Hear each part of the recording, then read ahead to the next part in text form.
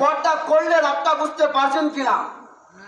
একটা নারী যদি পর্দা করে তাহলে তার দাম হবে হীরার চেয়েও বেশি, আর যদি পর্দা না করে খোলামেলা চলে তাহলে তার দাম হলো ইটের চেয়েও কম।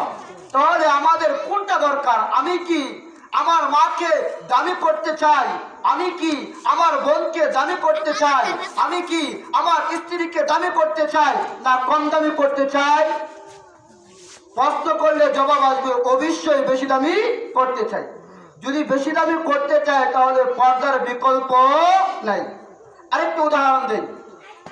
আপনারা চকলেট ছিলেন কিনা? চকলেট, এই চকলেট 1 টাকারও আছে, 5 টাকারও আছে, 2 টাকারও আছে।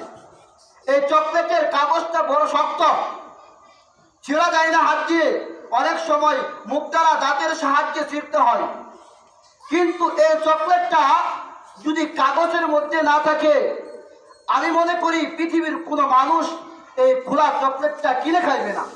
কারণ এই চকলেটের মধ্যে কি নাই? এই চকলেটের মধ্যে কাগজ নাই, পর্দা নাই।